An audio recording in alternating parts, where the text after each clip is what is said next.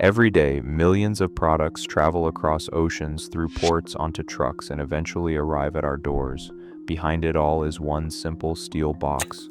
What if one of the most important inventions of the modern age was not a computer, an airplane, or the internet, but a box?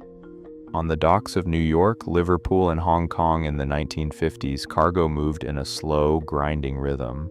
Every shipment, whether cotton bales, barrels of oil, or machine parts, had to be lifted by hand or with basic gear, one piece at a time. A single ship could tie up a berth for 5 days just to unload, then another 5 to reload.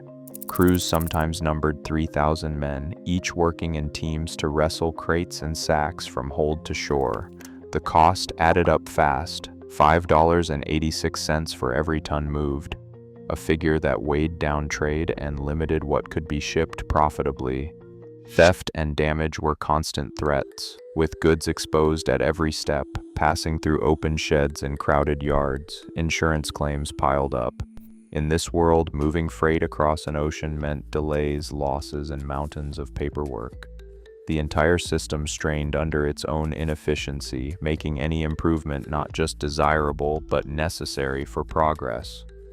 Malcolm McLean spent his early years behind the wheel of a truck, hauling cotton and produce up and down the East Coast. By the late 1930s, he had built McLean Trucking into one of America's largest freight companies.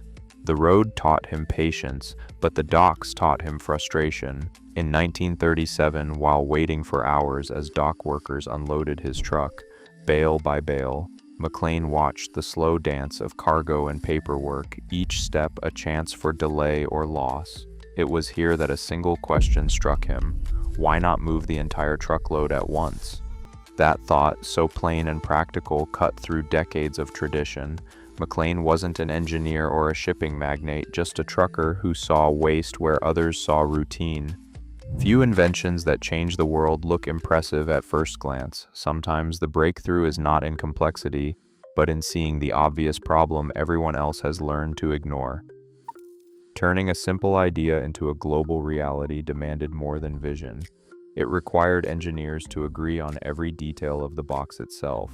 Early prototypes, like McLean's original 33-foot steel container, hinted at what was possible, but true transformation came with standardization. The breakthrough lay in the corner casting, the sturdy steel blocks welded to each corner, designed to fit precisely with crane hooks and twist locks.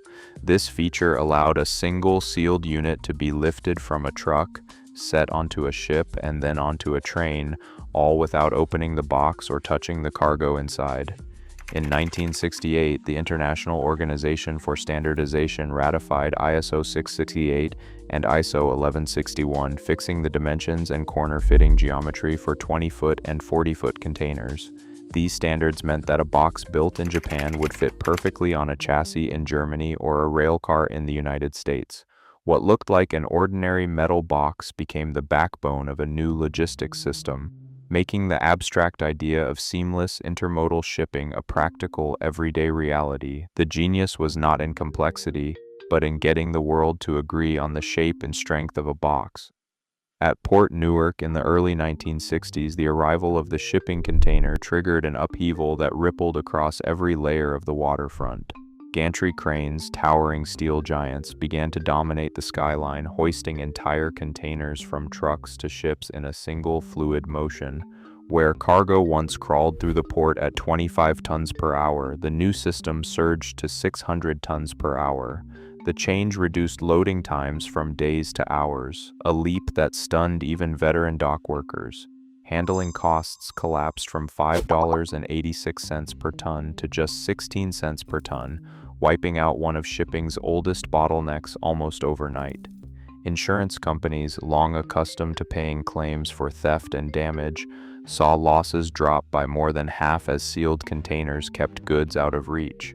But the gains came at a human cost. In New York, nearly 90% of longshore jobs vanished within 15 years as port authorities and labor groups wrestled with the fallout. The box's simplicity delivered results that spreadsheets could barely capture: faster ships, cheaper goods, and a supply chain that suddenly seemed limitless. World trade once moved at the pace of men and paperwork. With the arrival of the standardized container, the gears of commerce shifted overnight.